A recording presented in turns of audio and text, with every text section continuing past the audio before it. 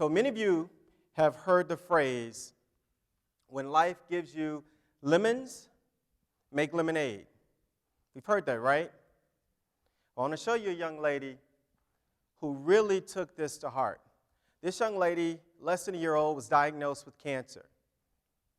Less than a year old, diagnosed with cancer. At age 4, she decided that she wanted to help other children out that were suffering with this terrible disease.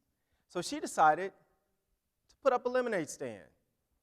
And you may be saying, okay, a lemonade stand, how much is she really going to raise to help kids trying to fight cancer? The first lemonade stand she made $2,000. Unfortunately, at age 8, this young lady passed away. But her lemonade stand became a foundation. That foundation today has 10,000 or more volunteers every single year, one weekend a month in June, and they have raised over $75 million for young people fighting cancer. This little girl had a really small idea. She decided to do something not just for herself, but for other people. So I am a firm believer that let's stop telling everybody to dream big. Let's just get away from that whole idea, because guess what? Who really knows how to dream big? Do you? I know it's a challenge for me sometimes when people challenge me to think big, dream big. I have small thoughts. And I just showed you an example of a young lady who had a very small idea that turned into something that's impacting communities across the country. So, my thing to you, my suggestion to you is this. There was a young man sitting on Harvard's campus one day, and he decided that he wanted to create a website that would allow people to talk to each other and maybe share some ideas, share some photos. I guarantee you this young man did not think that there'd be over a billion with a B, users every single day.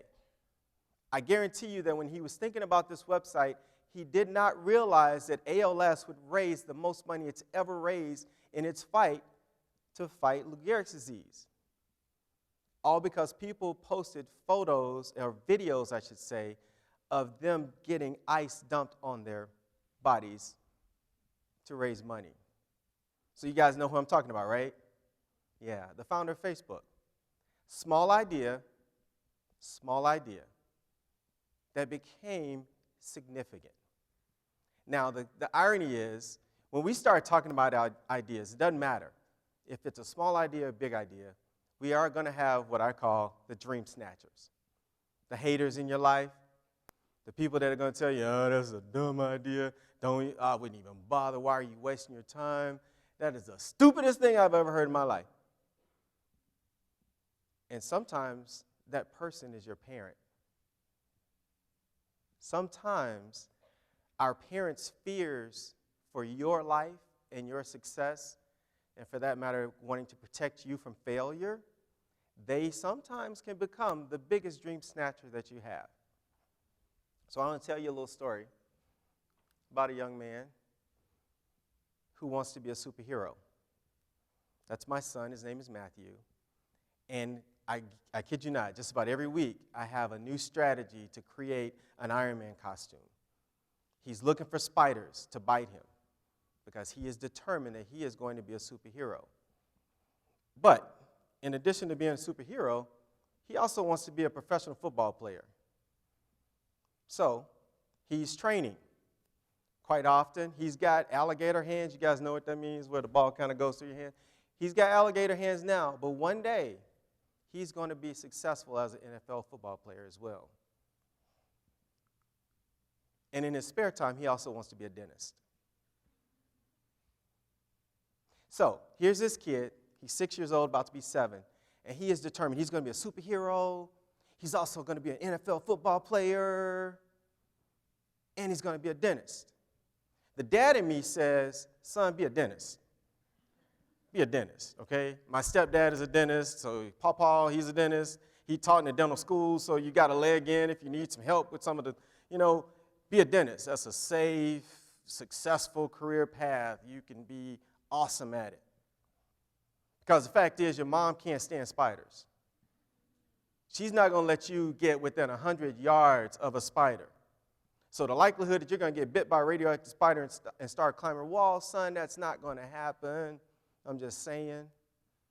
And oh, by the way, there's about 100,000 kids playing high school football, seniors, and only 215 of them make it to the NFL.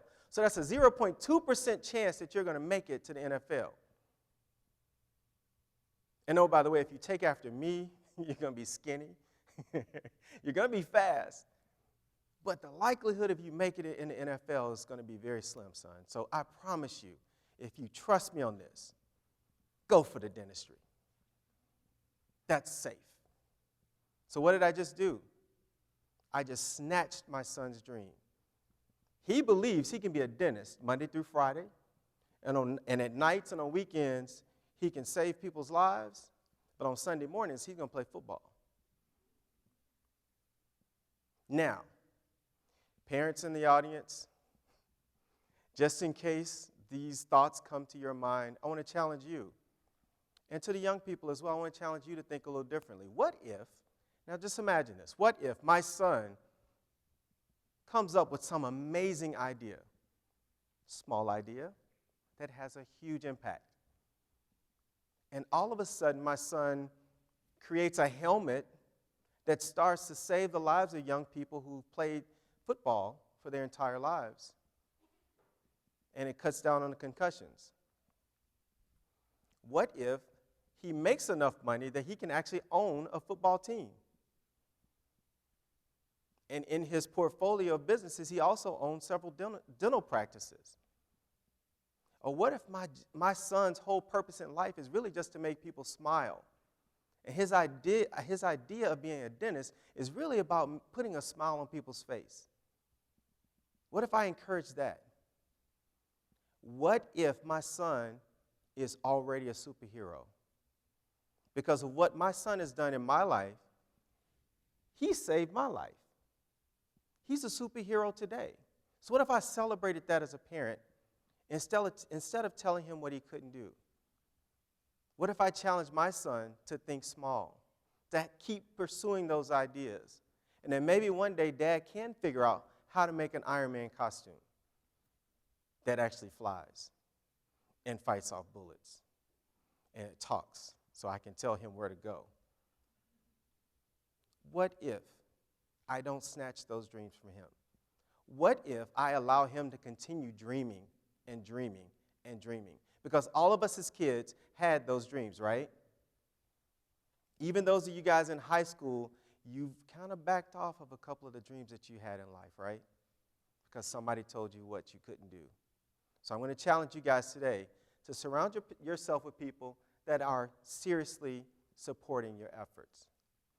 And I want to leave you with this because the only way that you can change your community and change the world is if you realize that you've been blessed. You realize that you have excess. I mean, I didn't see anyone walk in here with no clothes. Everyone looks well fed. Everyone seems to have reasonable health. We've all had an amazing life so far. But one thing I want to challenge you is that if your cup overflows, don't take what's left over in the saucer and put it back into your cup. How about take what's in that saucer and pour it into someone else's cup? How about pour the knowledge and the skills that you're gaining in your school, in your community, back into the lives of young people? Because again, if you're encouraging and celebrating those small ideas, they can have a lasting impact on other people. And you could actually be someone else's superhero. Thank you.